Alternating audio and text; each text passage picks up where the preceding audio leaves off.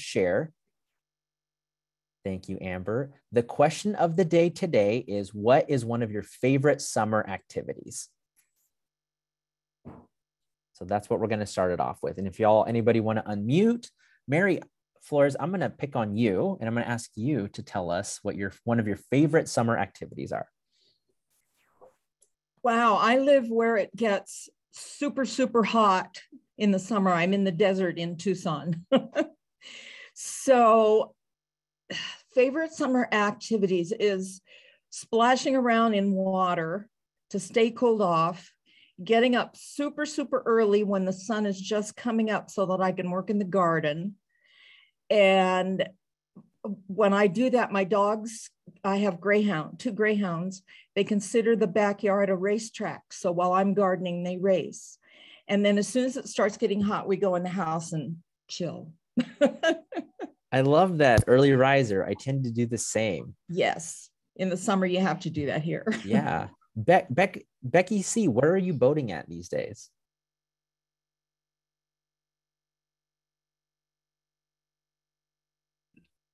Sorry, I had to find my unmute button. I'm up here in central Minnesota, so we have lakes all around us. And then we also go up to Lake of the Woods, and we go boating and fishing up there too. So lots of lakes for us to go out on. That's amazing. And can you tell us there's two beautiful smiles in your picture, one being your furry friend. Who's your furry friend in that picture? Oh, that was one of my foster dogs. That is Ginger. That's actually an older picture from last summer. She was a mama that came to our program, dumped in somebody's fenced-in yard with her two little puppies. So it was a way that they at least got her someplace safe before she came into our program. So. Well, thanks so much for sharing. Yeah, thank you. I'm going to pick on Sarah. Sarah, will you give us one more topic for the week about what you love to do during summer? What do I love to do during summertime? I do all sorts of stuff as long as it's outdoors, but I had a really new fun experience this weekend, which was my first ever time herding llamas. So that is amazing. Can you tell us all about it, please? It was fun. So I volunteer with Washington Animal Search and Rescue Team. So we were just doing a day's training on emergency animal sheltering in advance of the forest fire season. So we all got together out in a farm outside Enumclaw, and it was a large animal rescue as well. So we had all sorts of fun dealing with great big cows who are about 1,000 pounds, but he still thinks he's a little calf and squeezes in with the goats. And horses, goats in the classroom, herding llamas, you name it. We did all sorts. It was absolutely wonderful. That sounds like an epic weekend. And Sarah, for those that don't know you, would you mind introducing yourself and telling folks what you do? Yeah, of course. So my name is Sarah Price. I'm the Director of Operations here at Seattle Area Feline Rescue in North Seattle Shoreline. Awesome. Thanks, Sarah. Thank you, everyone, so much for joining us for these first couple of minutes. So we do have two amazing presentations today, so I want to definitely get into those. And so we're going to keep the call moving along. We are now going to open the floor for national updates. So if any national organizations have an update, this is the time. Hey, can I jump in? There's these two amazing webcasts this week, and I really want to talk them up because the first one is tomorrow at noon. I'll put all the links in the chat, but quickly, it's Maddie's Million Pet Challenge, and it's the last of a series of 4 webcasts on the right care, the right place, the right time, and tomorrow's the right outcome with Dr. Cindy Karsten and Kate Harley. And you can't miss this. It's got so much great information. And then Thursday, for anybody's interested in programs about supporting unhoused people and their pets, there's this amazing organization called The Giving Spirit. And you really should check it out, even if you just register and look at the recording. So anyway, thanks. Hope to see you there. Thanks, Allison. And for those of you who don't know, Allison is one of the real backbones of these calls and has been really helping facilitate them, along with Amber and Shelly and the rest of the Maddie's team. So remember to put a shout out to thanks to Maddie and thanks to Allison and Amber in the chat. Maddie.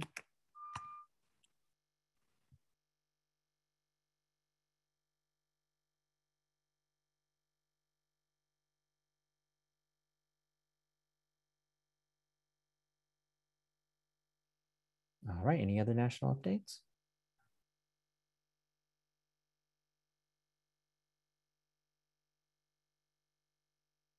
Great. Seems like we've got plenty of time for presentations today. As many of us were talking about earlier about the concept of wanting to find pets their forever homes, and as we talked about how these calls are also about helping people and pets stay together forever or as long as we possibly can. We have amazing people like Cynthia Bullock that are running organizations that are doing just that. So the Harley's Hope Foundation is really centered on safety net programs to support keeping people and their pets together. So I'm going to toss it over to Cynthia and her team to kick us off with the presentation. Thank you, Bobby, and good morning, everybody from snowy Colorado. I'm Cynthia Bullock, the Executive Director and founder of Harley's Hope, which is a safety net charity located in the Pikes Peak region, but we do serve the entire state of Colorado. I've been in the animal welfare field for well over 35 years, about 23 years involved with large domestic animal rescues, and the last 12 years running Harley's Hope. And I'm very fortunate today to be co-presenting with one of my board members, Anna. Hi, everyone. I'm Anna Beucler. I am Vice President of Harley's Hope, and I'm also incoming Executive Director for Paws of Grays Harbor in Aberdeen. I recently transitioned into nonprofit work after 20 plus years in the private sector. So a little bit of background about Harley's Hope. We were founded in 2010 after my family lost one of our former rescue dogs, Harley, to hemangiosarcoma. She wasn't the first animal, and sadly, she hasn't been the last animal that we've lost. But the experience of being given that devastating diagnosis and being told your pet has maybe a week to live, plus working through the logistics and the options for treatment, on top of having worked in rescues and knowing that a lot of people are forced to give up their pets because they don't know where else to turn, led my husband David and I to starting the charity within days of bringing her ashes home. And despite our loss, we know how fortunate we are that we could have afforded to do anything and everything for Harley's sake. And we know that for most pet parents, that simply is not the case. Since our founding, we have provided a variety of safety net services to over 8,500 companion and medical service animals, saving countless lives in the process. We do this because we believe very strongly in the human-animal bond and believe that adoption is only the first step in what should be a lifelong journey between human and companion animal. So I'm sure everybody on the call, or most everybody on the call, understands what safety net or surrender prevention charities do.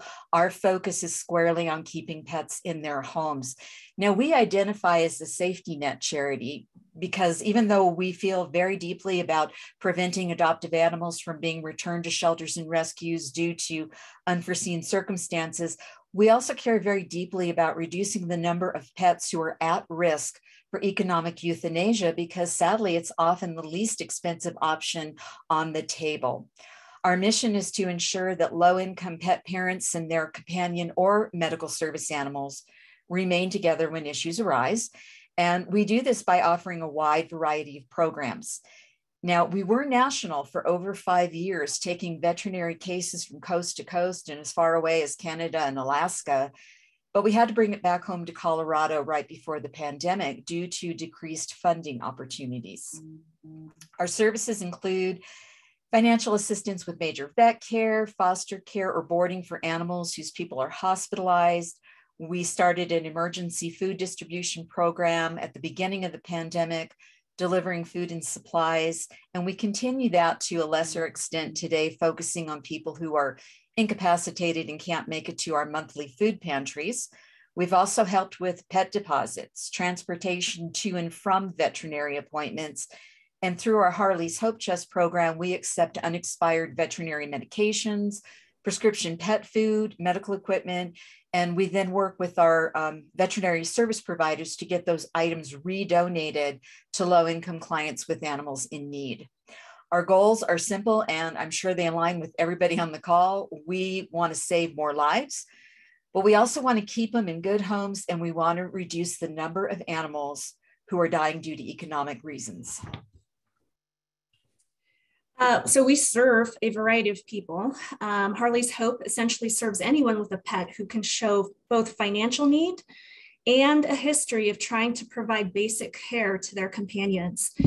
This includes all the different groups referenced in this graphic, but we do see a larger percentage of older pet parents in need due to severely limited income post-retirement, as well as people living with disabilities who work limited hours, if at all. And here locally in Colorado Springs, we also have a large population of veterans who sometimes utilize our services. We do require applicants across all programs to provide proof of financial need, to disclose what steps they've taken to address the issue.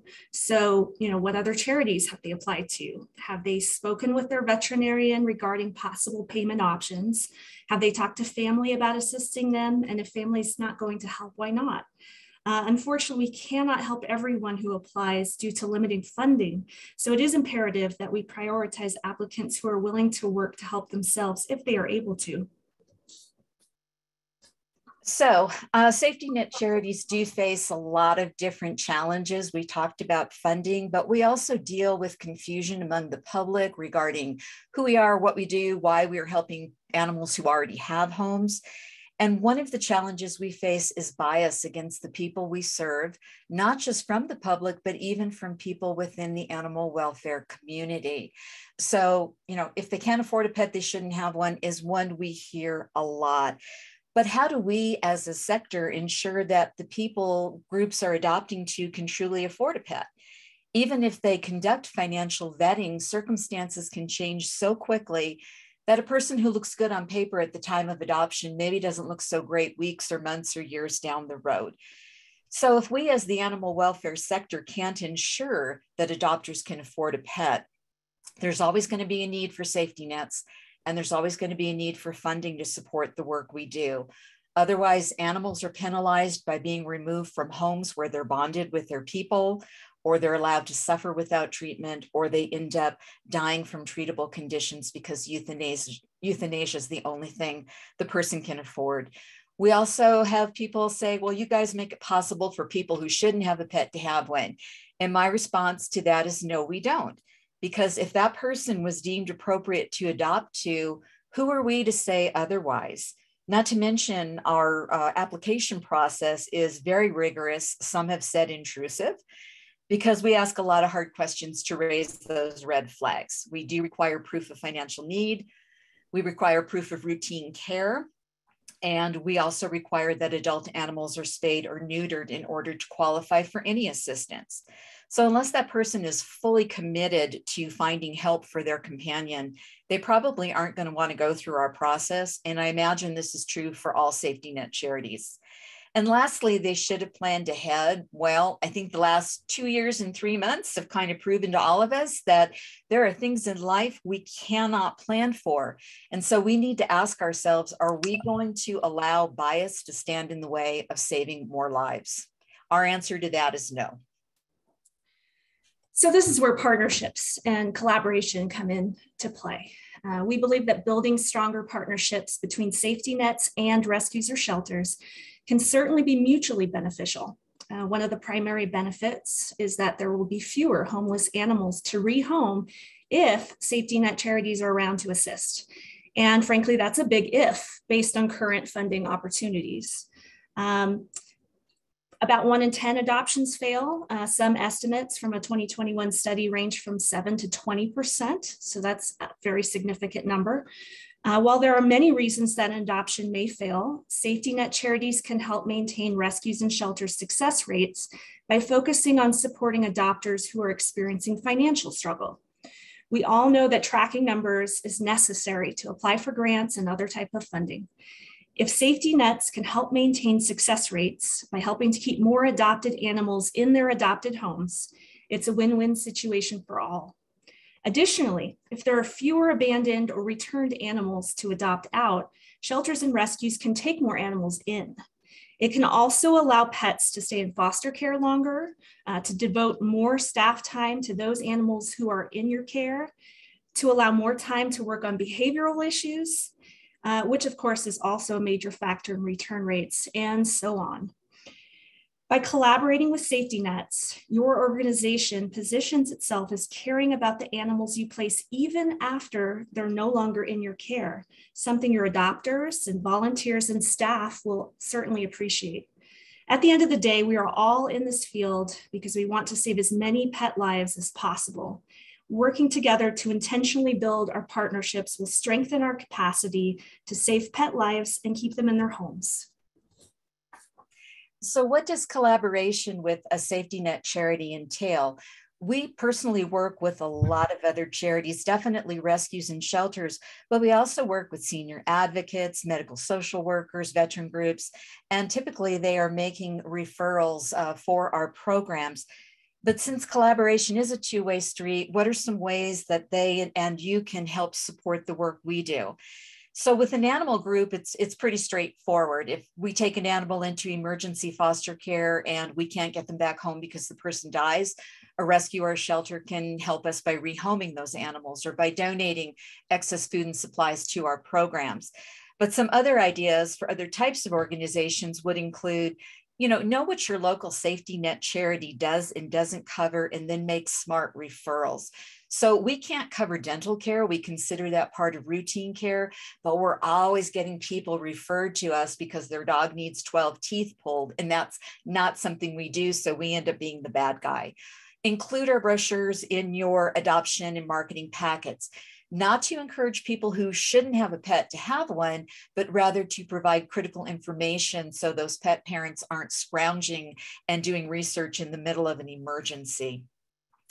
Invite us to your fundraising and educational events free of charge. We quite simply do not have extra money, but we would love the opportunity to talk to the public and to help support the work that you do. Keep our materials out in the open, and that may sound strange, but we have vet clinics who keep our brochures in the drawer. And if somebody needs our services, the brochures come out.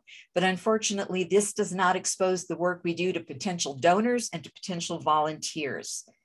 Another thing that you can do, serve on the board of a safety net charity. With very few exceptions, we are small nonprofits and we struggle to find adequate support in the form of board members.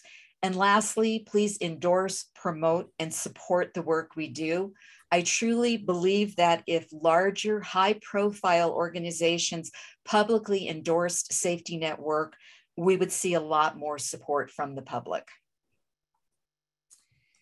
Adequate funding, of course, is key. There simply aren't enough funding opportunities for the work we do, yet the work we do is critical to keeping pets alive and in their homes. Sadly, Harley's Hope has fewer funding opportunities today than when we began 12 years ago. So where exactly is the funding? From our perspective, it feels as if animal welfare funders are still squarely focused on adoption and not what comes next. Why is that? Animals theoretically will spend far more time in an adoptive home than in a rescue or shelter. So the likelihood of injury and illness for human or animal is pretty much a given over time. But support to keep those pets where they are is minimal. Safety net charities like Harley's Hope are in danger of going away without increased support from our own industry and the public. As we found out earlier this year when researching government funding, it can't be used for direct animal care, with the exception of government contracts for animal control services and humane societies. That leaves private funders and donations. And let's face it, homeless animals hold far more appeal than animals that already have homes. Help us make the case for safety net charities by sharing that many of these shelter animals came from homes to begin with. So I can't speak on behalf of all safety net organizations, but I can tell you that in order to survive, one of the things that we've done is to pivot towards human services funding out of necessity. In fact, we received our largest grant to date last year, not from an animal welfare funder, but from a foundation that focuses on aging in America. Not an animal cause in sight, but they did see the value in the work we do based on research about how older pet parents truly benefit from having an animal. But that human services funding is still a long shot for us. We are still an animal group at the end of the day. And regardless of all the research touting the benefits, it's still a hard case for us to make. So in order to be considered for human services funding, Harley's Hope has moved towards becoming a hybrid charity. We're licensed as an animal welfare organization, but we're also focusing more on human benefits in order to qualify. So to this end, we became part of Unite Colorado, allowing us access to a private database of hundreds of charities in our state that we can make referrals to on behalf of our clients. And we've added a volunteer position to only work with the human clients who have been approved for assistance with their pet so that we can make referrals on their behalf. So in closing, we as the animal welfare sector know that we need to break the cycle of adoption, surrender, rehoming, and economic euthanasia any way we can. We believe very strongly that the work that Harley's Hope and other safety net charities do to help break the cycle is critically important. We hope that after today's presentation, you will all think so too, because it's essential to our survival and to the survival of all safety net charities that the animal welfare community and funders recognize and embrace the value of the work we do and hear the voice that we bring to the discussion. Thank you.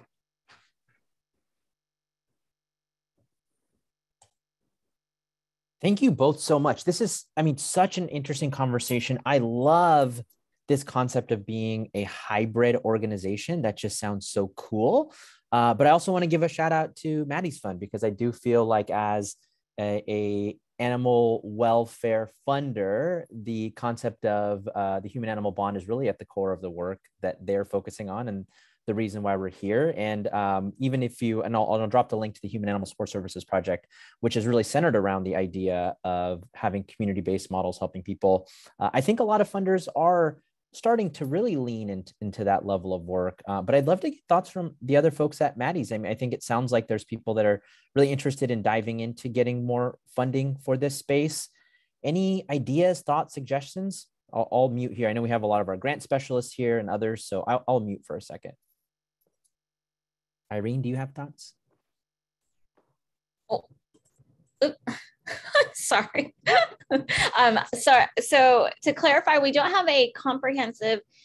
Augusta Farley had asked a great question about a nation or a list of safety net organizations and charities. We don't have like a comprehensive list. We have a running list where we compile assistance for veterinary care when individuals ask us. And so, you know, there's there's a decent list that we've compiled of groups that might provide that sort of direct care assistance.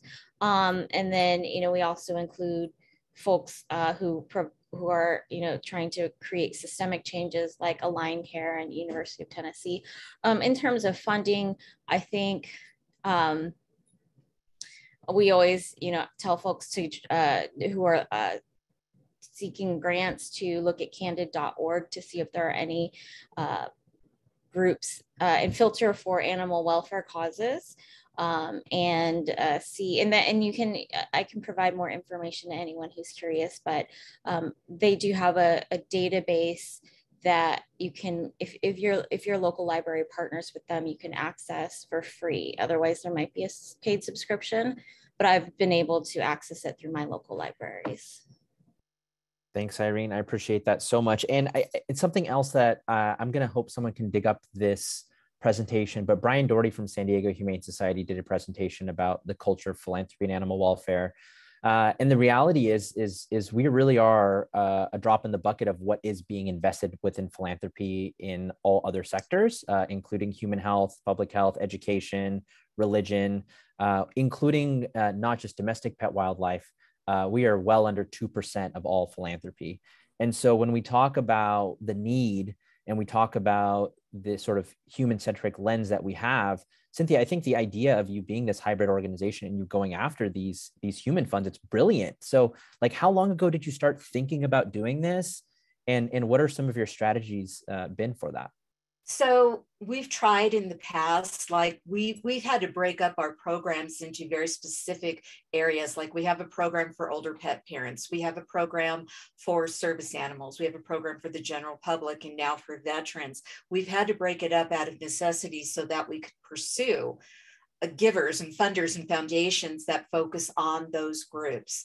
So we've had some success. Like I mentioned, our largest grant to date has come from Human Services. But it's still a long shot. We're still viewed as an animal organization by a lot of these human service foundations who want to focus on the human being and not the animal. So we're trying to make the case. We're trying to think outside of the box. In terms of grants, I'm a professional fundraiser. I started the Colorado chapter of grant writers here. And so I know how to research grants, but the foundations don't include us in the work we do. And that's the problem, not finding those funders, just qualifying for them. Wow. Has anybody else on this call, whether you're with a municipal shelter, nonprofit shelter, or a safety net program, had success in getting a grant from Human Services or a non-animal welfare grant? I know it might take folks a minute to think about that or unmute. So I'm going to just pause for a second and give a minute. There's got to be at least one person that's had success on this call. Bobby, while people are thinking about that, I have a question. I'm wondering if you partnered with a Human Services organization together to help keep pets and people together. That might be a really strong case. We don't have formal partnerships because we have a lot of charities here in our general area. And so I think the concern about partnering with just one is that other groups or other people may feel excluded. So our programs are open. We do work informally with a lot of different groups, like I mentioned, medical social workers, veterans groups, etc., but nothing where it's just Harley's Hope, one other group. Thanks, Cynthia. Hope I see you unmuted. Did you have something you wanted to say? Yeah, that was actually what I was going to say is eventually my nonprofit will get off the ground. My hip replacement surgery was rescheduled till June 2nd now.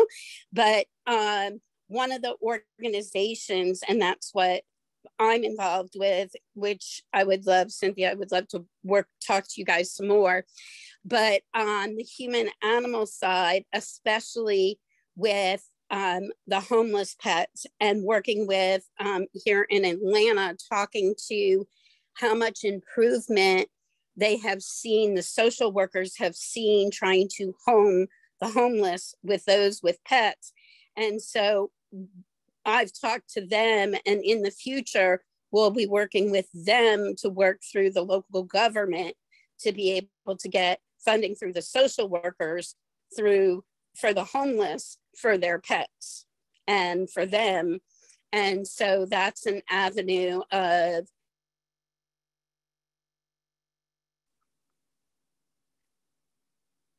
Sorry, Hope, I think we're losing you. Okay, sorry. No worries. Jesse, I know Six has had so much real success in being a leader in this initiative and has also held apprenticeships related to it.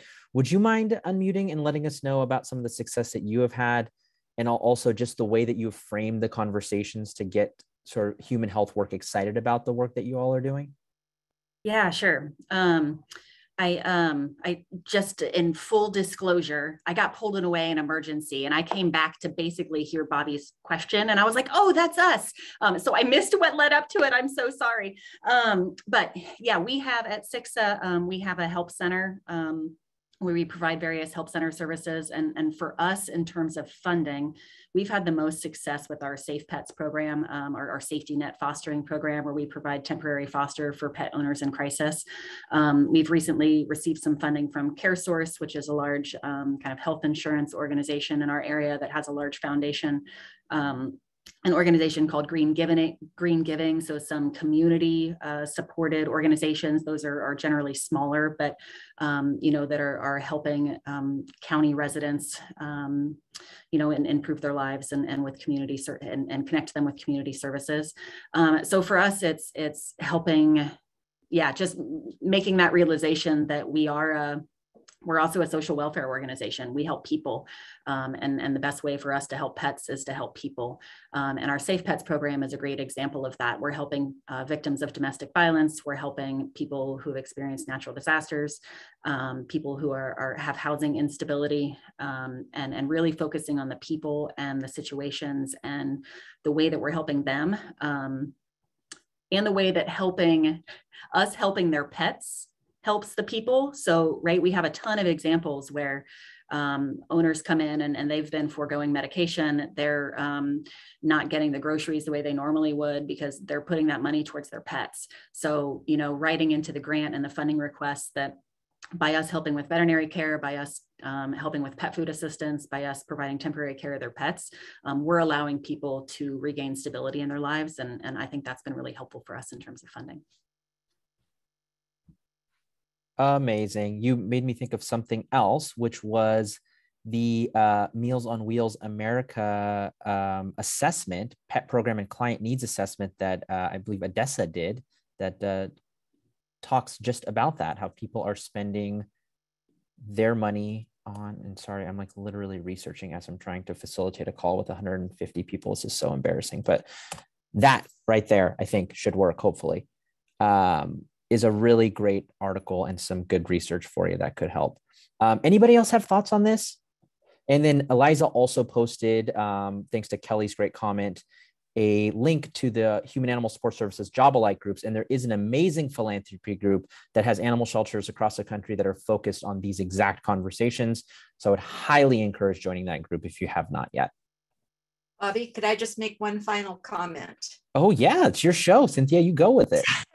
So one of the things we tried to do in the past, and I'd love to throw it out there again, is we had wanted to create some sort of informal alliance of safety net providers so that we can share ideas. There are a lot of different groups for rescues and shelters, but we wanted specifically to address this particular topic because funding is more difficult, and we feel that we can all be stronger if we share ideas. So anybody interested in working with us on that, I'll go ahead and put my email in the chat and let us know. Would be happy to work with anyone and everyone.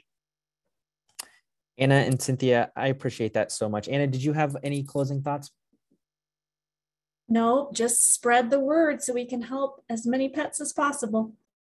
All right. Well, here's the deal, folks. Here's one of the things that I now working at an animal welfare organization, trying to do these exact same programs. It's something that I struggle with every single day, is how to articulate the amount of support that we are giving to our community through data and evidence. And there is an amazing rock star, another Anna here from Animal Friends Alliance in Fort Collins that has been doing such a cool job with that. And she's going to show us how they track all this work to be able to hopefully get all of us a little bit more money.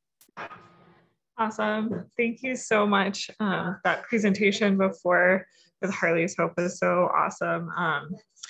Y'all are doing good work. I'm also coming from Colorado, so we don't have snow where I am, but still feeling the weather. Let me see if I can pull up my screen here.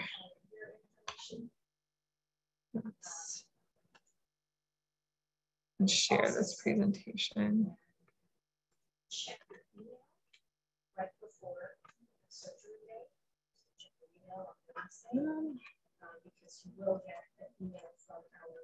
There we go.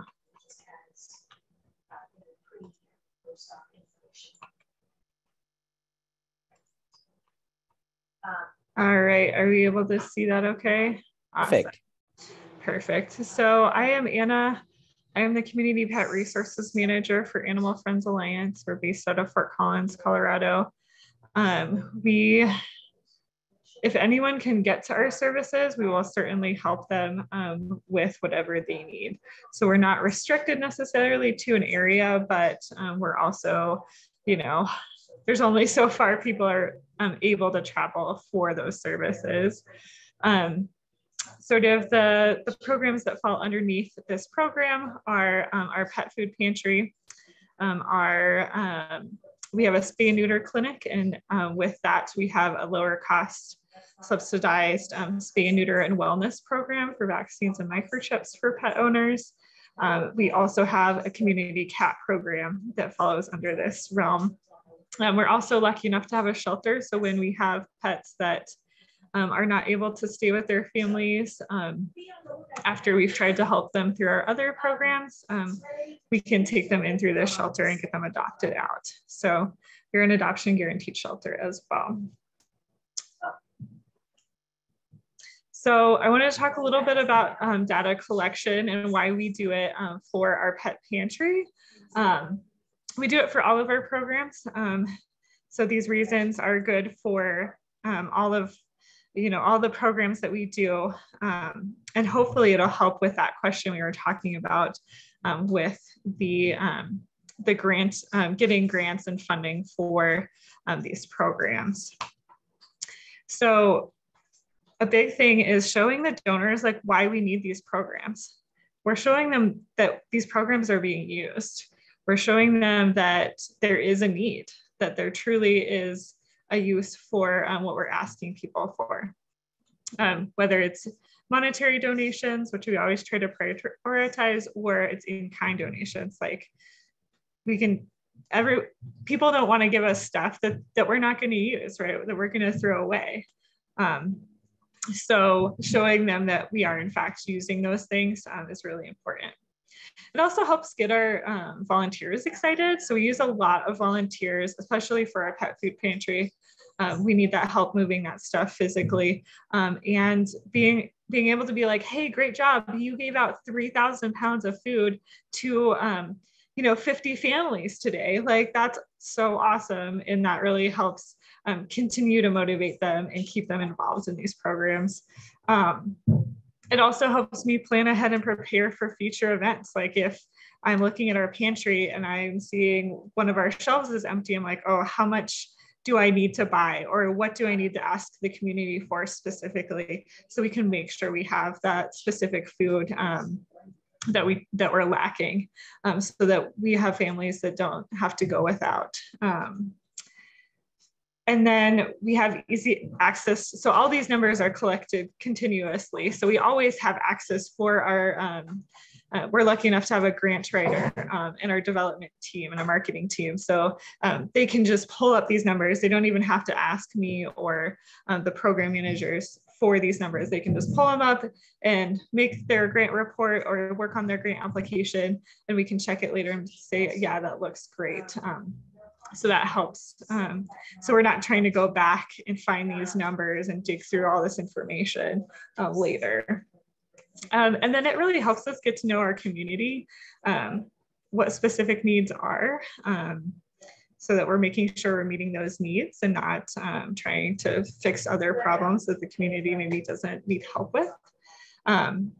We also, because of the way we track our Kibble program, we're able to see if families need a specific diet for their animals. So we're getting really personal and getting to know those families.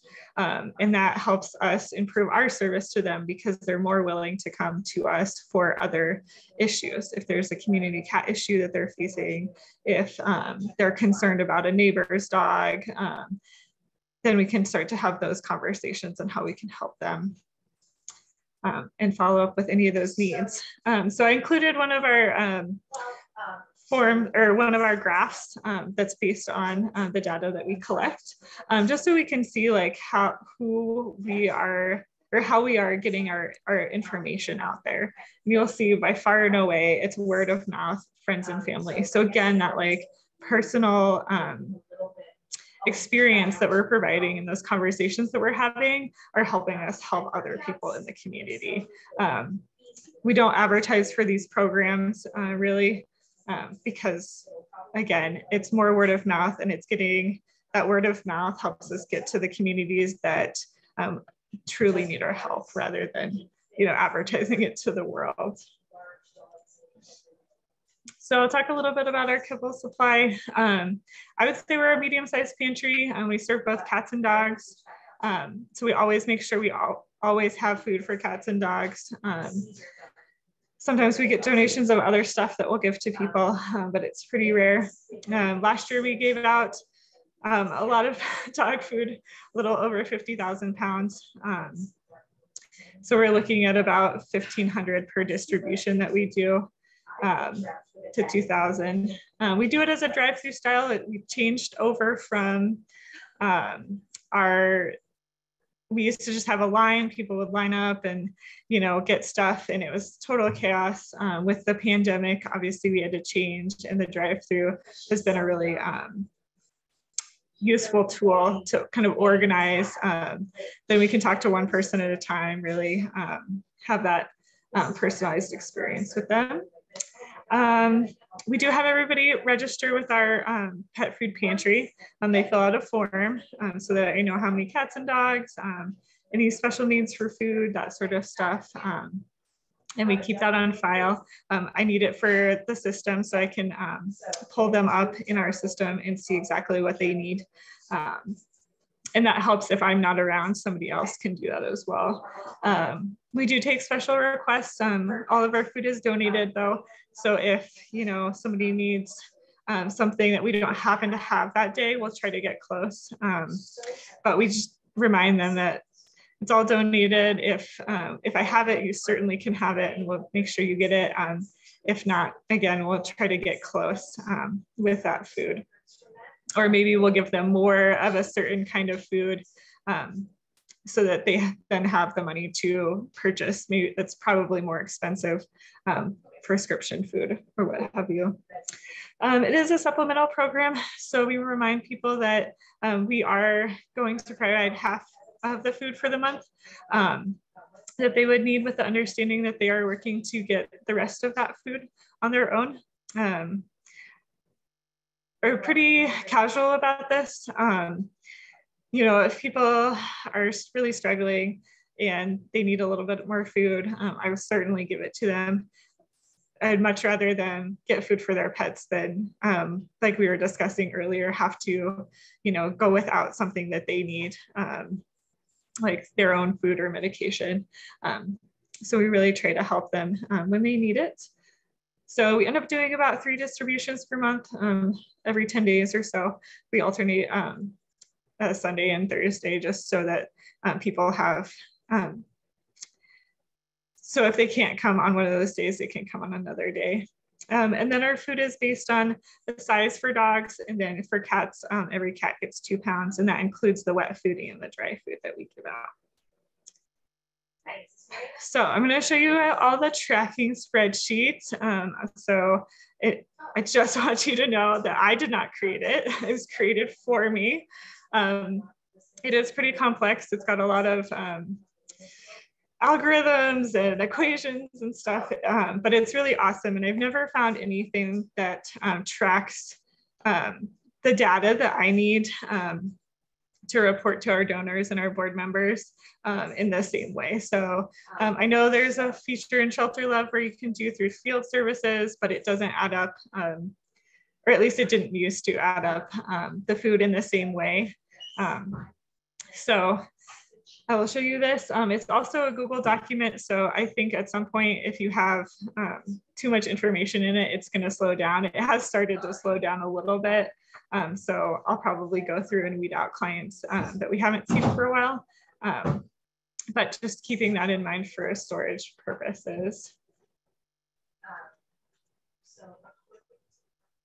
Oh, it's going to take a minute here. It's like,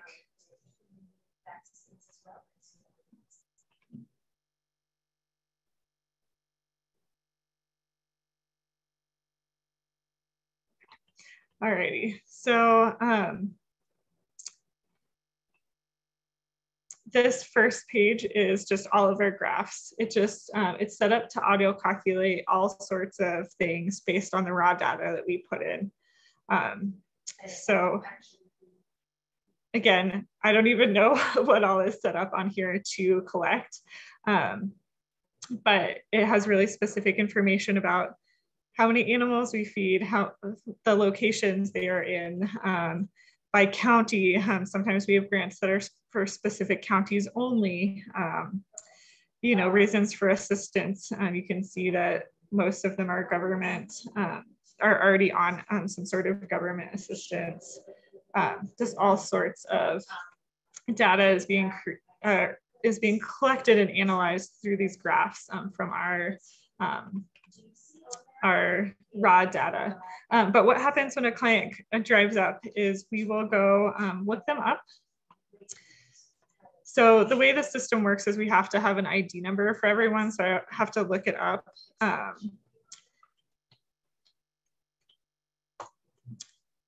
So the system will tell me what the number is for that client. So I'm going to just use Yvonne here as an example. So then when they pull up, we'll go ahead and put their number in. And then it'll take a minute to show up. So this is just showing me that they haven't reapplied this year. So we need to get a new application from them. And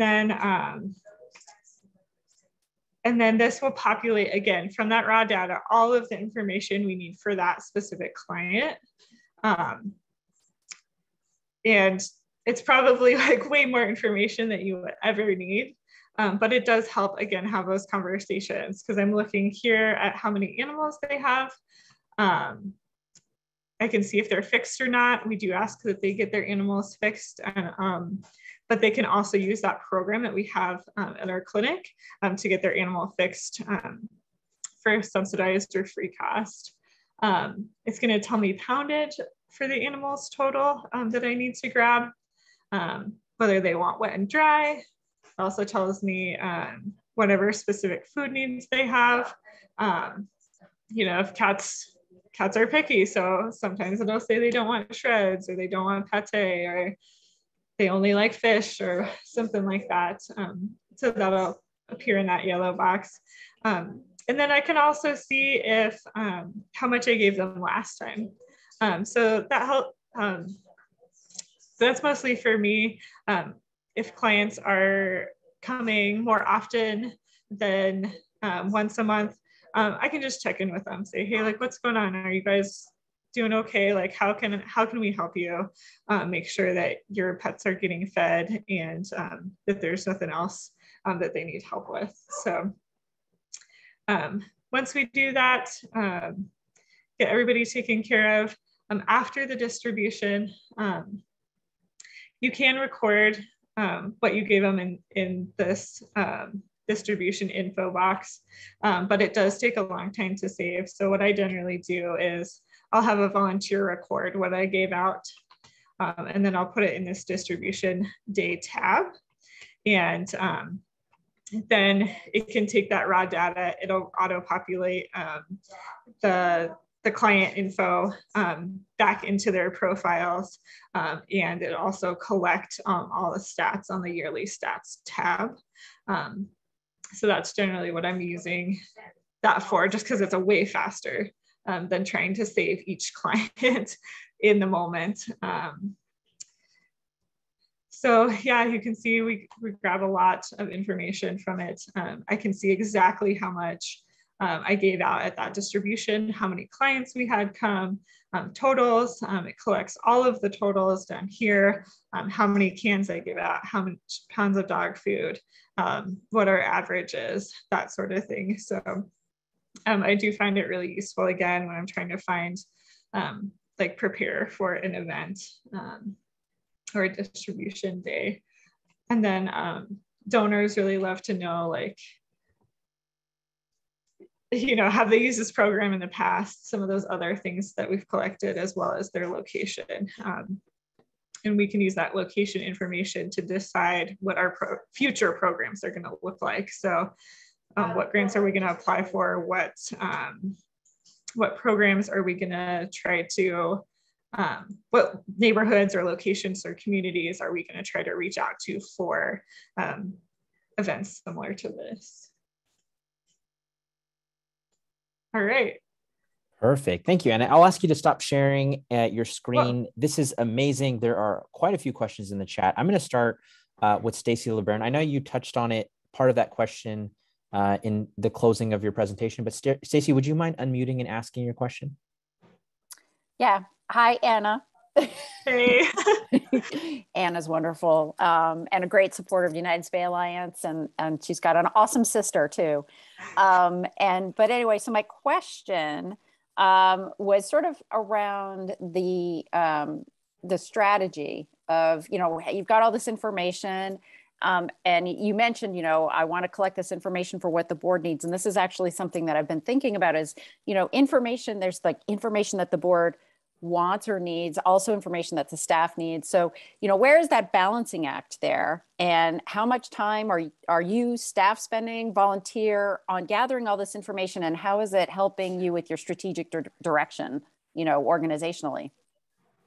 Totally. It actually does not take a whole lot of time to collect, which is awesome.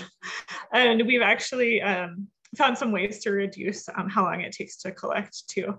So in the moment for the Kibble Pantry, I have a volunteer who's writing it down, or he actually puts it into a spreadsheet that I just copy and paste from. So that takes me like 5 minutes, right? Maybe if that much. But a lot of our other data that we're collecting is reports that we're running on Shelter Love or Clinic HQ. So again, those take, you know, seconds to run, and Shelter Love and Clinic HQ can help figure out which reports to run for the data that you're trying to look at specifically.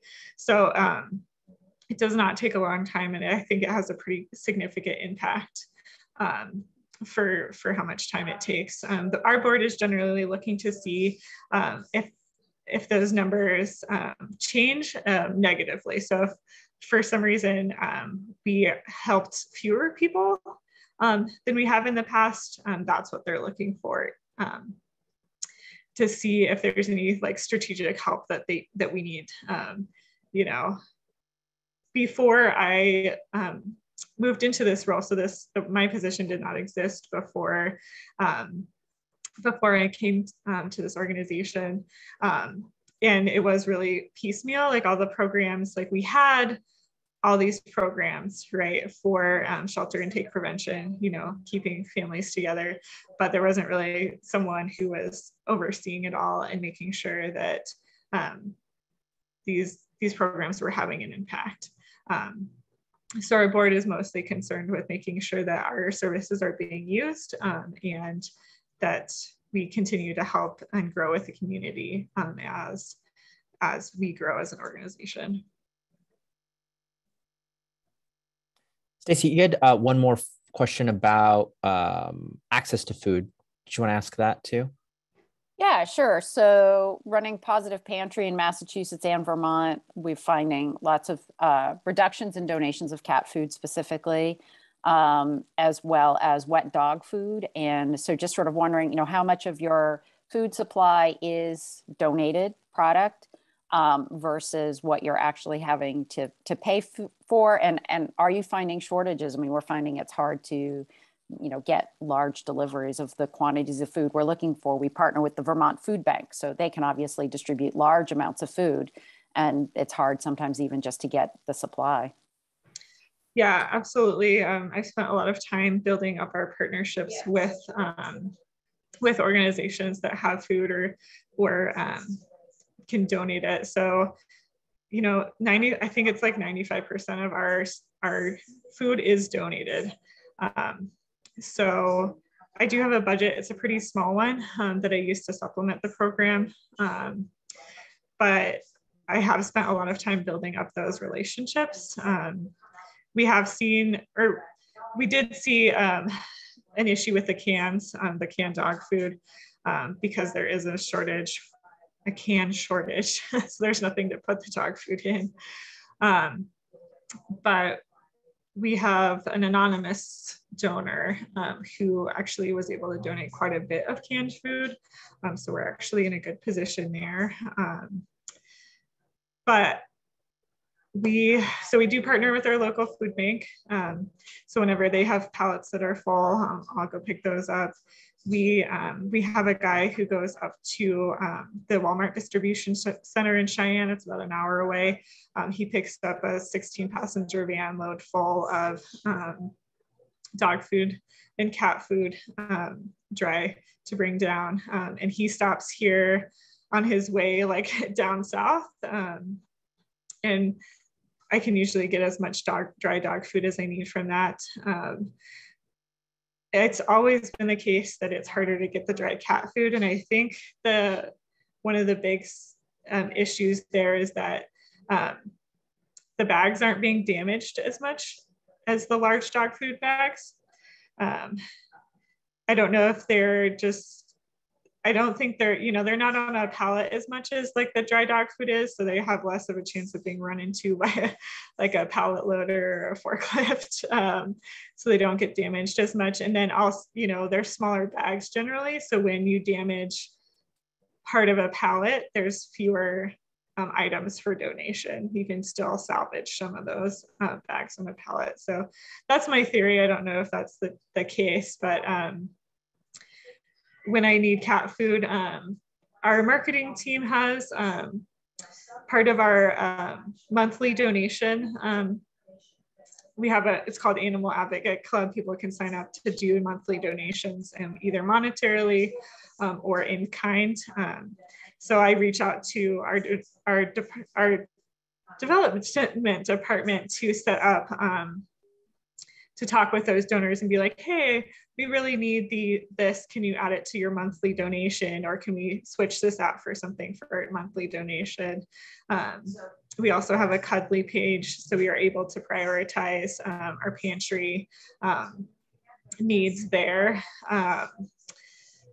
And I just put it out to volunteers. Like I take open bags of stuff as long as it's in the bag so I can see when the best by date is. I will take that. So I'll reach out to volunteers via our Facebook page and say, hey, we're low. If you have a bag your cat didn't like, please bring that by. We also spend a lot of time building up those partnerships with like local organizations. We have a local feed store here that will save donations for us if they have returns and that sort of thing. So, and for Colorado organizations, Colorado Pet Pantry has an animal welfare share program.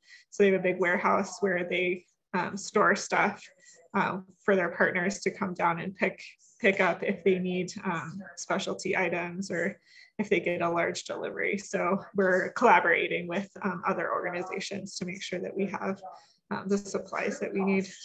That is amazing, Anna. Stacy, I'll touch on that really quickly as well, just with Humane Rescue Alliance and St. Hubert's. So at St. Hubert's, we have an amazing relationship with Greater Good. So we're having a ton of food dropped off. At Humane Rescue Alliance, we actually purchase food. So we're sort of on both ends of that spectrum, depending on the need. For us, we look at it. And there's also a question from Melissa regarding, do we give food for folks that are feeding community cats? We do. And the reason for us doing that is, one, we're not in the business of defining what that bond should look like, whether it's a cat that lives in your house or a cat that lives outdoors, if people love them the same and they want to care for their pets. So we absolutely do provide it. And two, the interaction is much bigger than just providing pet food to that client. It really is about building trust in a relationship. And every time we have an opportunity to have a positive interaction with someone from the community, it is worth every cent. The one last tidbit I will give you as something that I just learned from Matt Pepper at Michigan Humane Society is how they talk about the food that they give away. So they don't just talk about the pounds that they give away, they're actually taking it another level and quantifying it by the dollar amount, which is, right now retail costs are about $2 a pound, you can say. So if you're giving away 50,000 pounds of food to your supporters, you can say we give away over $100,000 worth of pet food to our community. And when you're talking to folks that you want to invest into these types of programs, that is a very attractive way to be presenting these statistics. And lastly, Cuddly is doing an amazing job with their pet food bank programs. We have signed up at both of our organizations. What's really attractive about it is when you have your wish list online and you're getting all of these random boxes delivered every single day, it can be quite inconvenient. What they will do is they consolidate all of those donations and you get one big drop off either twice a month or once a month. That way it's super convenient to get it all organized. And that's all I got. Anna, anything in closing that you want to say to this amazing group? Either Anna or Cynthia in closing? Just that I think these programs are really important, and I think they are the future of animal welfare. I think we will continue to see these programs grow and pop up. I am an advocate at my organization for making sure that we have these programs like at the forethought of our conversations, and growing those programs is always my goal. And I love to collaborate with people. So if anyone needs to contact me, please do. I would love to have a chat with you. Perfect. Cynthia, close us out and send us into our week. Over to you. I just want to thank you for giving us the forum to talk about the work we do and the need we have and the ability to connect with other people in the animal welfare community. As I said before, you know, we'd love to hear from other people who do safety net or do it as part of their larger program, and to see if we can't band together and be more effective. Thank you. Awesome. Thanks, everyone. Have a wonderful week. And thanks to Maddie.